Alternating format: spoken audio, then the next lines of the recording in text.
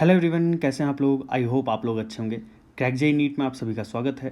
चलिए question start करते हैं। A body of mass 200 gram tied to one end of the string is revolve in a horizontal circle of radius 50 centimetre with an angular speed 60 revolutions per minute on a smooth horizontal surface. Find a linear speed, second the acceleration, and third the tension in the string. What will happen if the string is broken? तो इस चीज़ को समझते हैं। देखिए question क्या कह रहा है। देखिए एक मास को टाइड कर दिया गया एक स्ट्रिंग के साथ, और इसका जो मास है, ये जो मास है इसका मास है 200 ग्राम। इस तरीके से ये टर्न कराया जाता है, ठीक है ना। अब देखिए, tied to one end string is revolve in a horizontal circle of radius 50 centimetre. तो ये रेडियस है, ये रेडियस है आपके पास 50 सेंटीमीटर, दैट इज 1/2 मीटर। आप इसको मीटर में कन्वर्ट कर लीजिएगा। अब देखिए, with angular speed 60 revolution per minute, तो ओमेगा की वैल्यू यहाँ पे 60 रिवॉल्यूशन पर मिनट की फॉर्मेट में दे रखा है, तो हम इसे रेडियन पर मिनट में कन्वर्ट कर लेते हैं। रिवॉल्यूशन को 2 पाई, 1 revolution is into 2 pi radian divided by minute. अब देखिए ये ओमेगा हो जाएगा। अच्छा, मिनट को हमने क्या कर दिया, सेकंड में कन्वर्ट कर देते हैं। मिनट को हम सेकंड में कन्वर्ट कर देते हैं, तो ये हो जाएगा 60 सेकंड। तो ये 60 से 60 कट जाएगा, ओमेगा की वैल्यू आ जाएगी 2 पाई रेडियन पर सेकंड। क्लियर।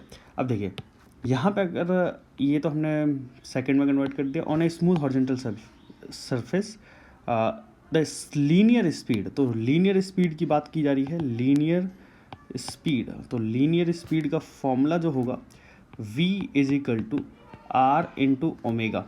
आर की वैल्यू कितनी हो जाएगी यहाँ पे, या ओमेगा इंटू आर। तो ओमेगा की वैल्यू कितनी हो गई 2 पाई, और आर की वैल्यू 1/2। तो आप इसे सॉल्व कर लेंगे तो पाई मीटर पर सेकेंड, ठीक है। ये तो हमें लीनियर स्पीड मिल गया। सेकंड हमसे पूछा गया है एक्सेलरेशन।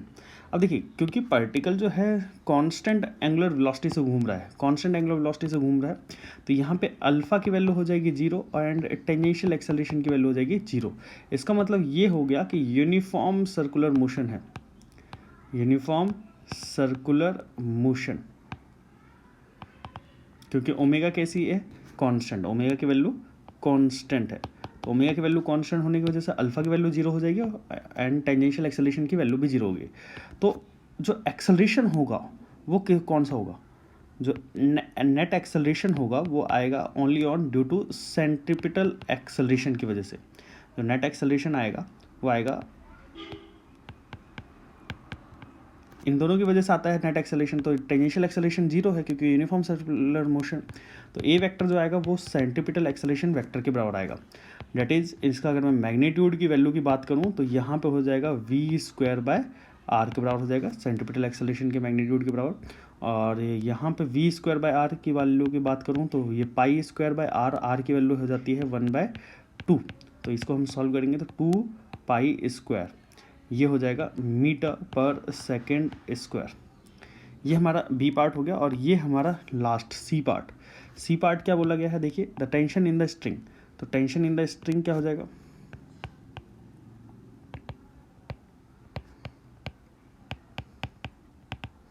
क्योंकि टेंशन फोर्स ही रिक्वायर्ड सेंट्रीपिटल फोर्स प्रोवाइड कर रही है। तो T is equal to MACP, है ना। तो MACP, M की वैल्यू कितनी हो जाती है यहाँ पे, मास कितना है 200 ग्राम है। तो ग्राम को हम केजी में कन्वर्ट कर लेते हैं, डिवाइडेड बाय 1000, ठीक है। ये केजी में कन्वर्ट हो गया। इनटू ACP की वैल्यू की बात करते हैं। तो ACP की वैल्यू की बात करें, यहाँ से आपने निकाली 2 पाई स्क्वायर। जब आप इसको फर्दर सॉल्व करोगे तो ये 2 से ये 5 पे कट जाएगा, और ये आ जाएगा 2/5 इंटू पाई² की वैल्यू 10 हो जाएगी। और जब आप इसको फर्दर सॉल्व करोगे तो 4 न्यूटन ये हो जाएगा टेंशन। क्लियर, ये बात आपको सुनवाती है। अब लास्ट पार्ट क्या पूछा गया आपसे, बोला गया है what will happen if the string is broken. क्या होगा अगर स्ट्रिंग ब्रोकन हो जाए, टूट जाए, है ना। तो यहाँ पे अगर मैंने मान लिया कि ये पार्टिकल जो है वो कुछ इस पाथ पे घूम रहा है, और ये कुछ सर्कुलर पाथ को कवर करेगा, हॉरिजॉन्टल सर्कुलर पाथ इस सर्कुलर पाथ पे घूम रहा है, ठीक है ना। अब ये हॉरिजॉन्टल सर्कुलर पाथ पे घूम रहा है तो इस कंडीशन में क्या होगा, इसकी वैल्यू कितनी हो जाएगी, यहाँ पे कुछ v वेलोसिटी से घूम रहा होगा इस तरीके से, ये v वेलोसिटी से घूम रहा होगा। अब ये v वेलोसिटी से घूम रहा है और सडनली इसकी यहाँ पे स्ट्रिंग ब्रेक हो जाती है। अगर ये स्ट्रिंग ब्रेक हो जाती है तो ये इस तरीके के टेंजेंशियल पाथ को फॉलो करता रहेगा, इस तरीके के ये टेंजेंशियल पाथ को फॉलो करता हुआ स्ट्रेट पाथ पे जाएगा, ठीक है, इस तरीके के पाथ को फॉलो करता जाएगा, ठीक है। अगर बट यहाँ पे क्योंकि हॉरिजॉन्टल सर्कुलर पाथ पे मूव कर रहा है, अब अगर ग्रेविटी का इफेक्ट पड़ेगा तो ग्रेविटी इसको थोड़ा सा पैराबोलिक पाथ को कवर करवाएगी।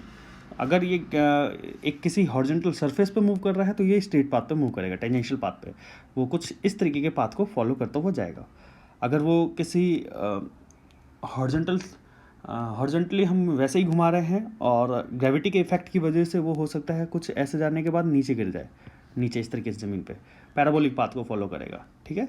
अगर मैं बात करूँ तो ब्रेक करने की वजह से, ग्रेविटी का इफेक्ट नेगलेक्ट करने की वजह से यहाँ पे ये टेंजेंशियल पाथ को, स्ट्रेट पाथ को फॉलो करता हुआ जाएगा।